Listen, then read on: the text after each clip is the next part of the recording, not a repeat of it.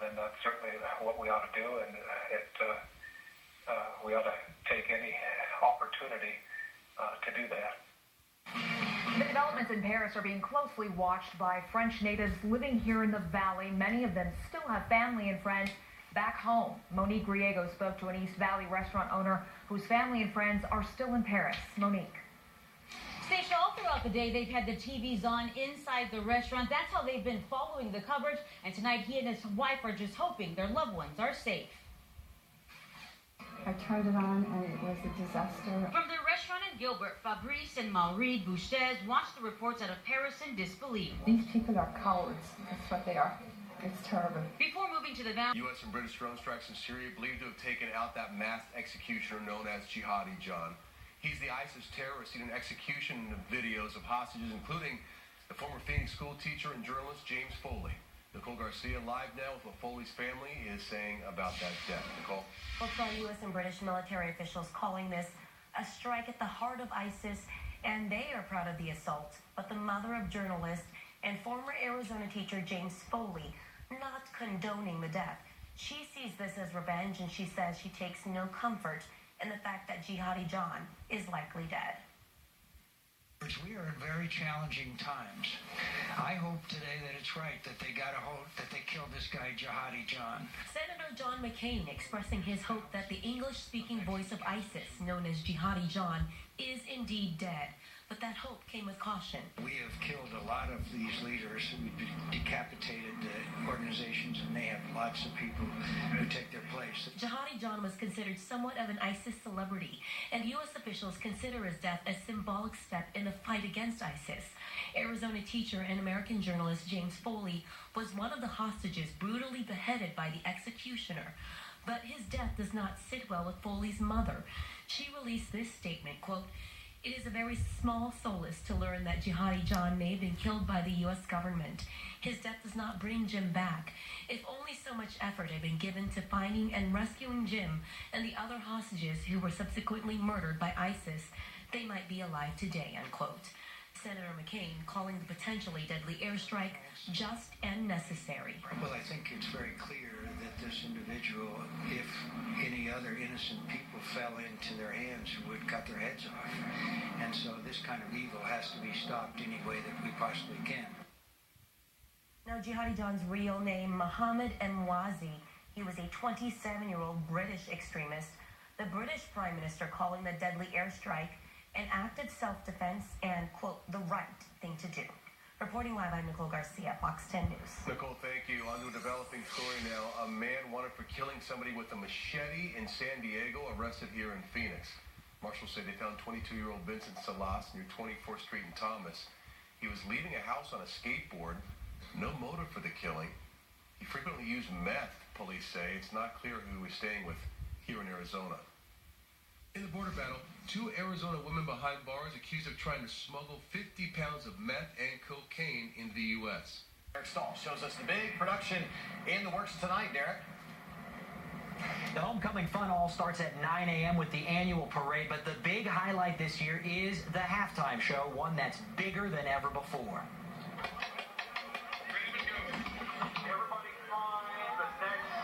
For the first time ever, there will be more than 900 people performing in ASU's marching band at halftime. This weekend, we're celebrating the 100th anniversary of the Sun Devil Marching Band with a ginormous alumni band of 500-plus people. We have people back from 28 states and 3 countries. We have people who've driven from the East Coast, people who flew in from Japan and Afghanistan. Over 500 alums out here trying to get their chops back to blow a horn, basically. The alumni have to learn an entire set and marching drill in just 2 rehearsals. And for some, it's been a while. Last time I played drums was last weekend. I played a drum set for my church. Last time I played a marching drum, about 35 years ago. How's it going so far? Great, except my back's killing me. The homecoming organizers say the really painful part was getting enough instruments for everyone. We had to go out to the ASU musical inventory and go to high schools to get music instruments, to the academy, which is our local drum and bugle corps, to get instruments. We have been begging, borrowing instruments from everybody who'd be willing to let us have them. But they got it done, of course.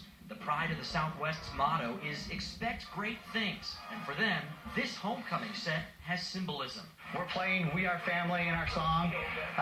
So to have my family here, this family of 900, new and old, is great. You know, I couldn't ask for more.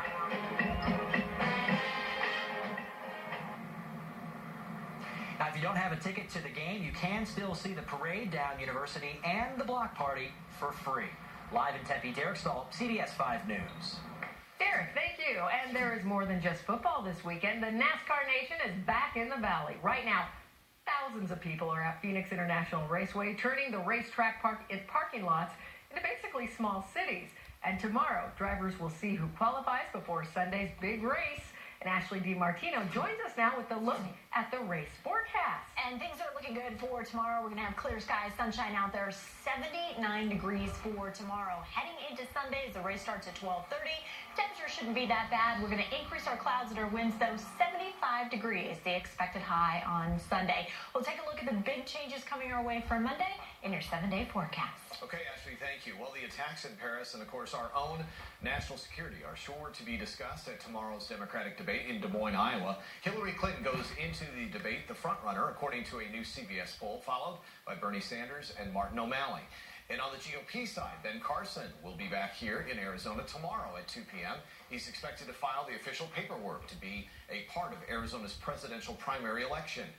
That will happen over at the state capitol. And around the world today, 2 major assaults on ISIS in 2 separate countries. Now, if you look to my right, in Syria, the Pentagon is still trying to confirm that a U.S. drone strike killed Jihadi. Now, he is the man seen in several ISIS execution videos. And here on my left, U.S. warplanes in Iraq helped Kurdish forces take the key city of Sinjar, which has been under ISIS control for over a year. And while police are still trying to control the situation in Paris, it's too early to know who is responsible. But there is no denying that Parisians were terrorized by a group who were very well organized and very well armed. Twitter accounts linked to jihadist groups were tweeting the celebration after the attacks. As dawn approaches in Paris right now, police say more than 150 people were killed and France's borders still closed to the world. In fact, a curfew in effect, the first curfew for Paris in effect since 1944. Back here at home, a Valley woman is zeroing in on the thieves who are targeting her family business. Now, these are pictures of one of the men who broke into Pete's Fish and Chips at 44th Street and Indian School on Wednesday. We're going to try and get that picture up for you. Police say, there we go, the 2 men also tried to break into another Valley Pete's last week. In both... Ram salutes the heroes of the Hunger Games. See the Hunger Games Mockingjay Part 2 November 20th. Get 0% APR for 75 months on a 2015 Ram 1500 model now. Get $8,500 in total values on the 2015 Ram 1500 Bighorn Crew Cab 4x2. The fight just got knocked over. I'll check the video playback. The old grandbaby after her own daughter was killed while crossing the street. You might remember this crash happened Tuesday near Chandler and McClintock. Anastasia Zaragoza says her 19-year-old daughter was struck by a car turning right, then knocked... That we've done out there doesn't seem like it made any difference. His disgust for terrorism and the people who prey on the innocent runs deep. His target on this night, Bin Laden, aware that freedom only exists if terrorism doesn't. It kills me. It's upsetting to see. It burns everything in my body. News of the attacks in Paris resonate with this veteran. He, more than most, understands the violence in these people. It makes me feel at the ready, constantly. Ready to react if it comes here. For veterans like Cruz, the violence seen today hurts. He spent 4 years of his life trying to prevent days like this. Cruz says days like this show him exactly how fragile our freedom is and how quickly it can be taken away. We're live in Avondale. I'm Kevin Kennedy, 12 News. Thanks, Kevin. The nation's largest Muslim civil rights group, the Council on American Islamic Relations, or CAIR, condemned the attacks in Paris. The group said these savage and despicable attacks on civilians, whether they occur in Paris, Beirut, or any other city are outrageous and without justification. The perpetrators of these heinous attacks must be apprehended and brought to justice. This story continues to develop by the minute, and you can be sure we'll keep you informed at all times right here on 12 News, on 12news.com, and on the 12 News app. Up next, some of the top headlines happening right here in the Valley today, including why this high school security guard is now behind bars. Plus, disturbing new details revealed in court about the Tucson girls held captive by their parents. And a presidential hopeful headed to the Valley this weekend. And if you have a lot to do outside tomorrow, it is going to be a perfect day to get outside. 79 degrees your high, but deal on cars, trucks, and SUVs. It's friends and neighbors pricing, and for a limited time, we're letting everyone in on this deal. That doesn't happen every day. And you can see the low price at Ford.com. There it is, and that's the low price you would pay. It's that easy. You don't have to negotiate. It's hassle-free. It's an inside deal. Now for everyone, get an F-150 using Ford Friends and Neighbors pricing, offering a total value of $9,638. It's an inside deal, now for everyone, only at your Arizona Ford dealers. The completely redesigning 20. Don't take a toothbrush. We are starting over. We're starting fresh. We just paid 2 months rent. Got boarders coming tomorrow. I'm not going anyway. Now forget the rent. It doesn't matter. Don't you understand? It doesn't matter. I'm not going without the pictures. What pictures? You and Bernie as babies, my father's picture, and your letters. Moss have got a big box of everything in the closet. One suitcase, that's it. Hurry!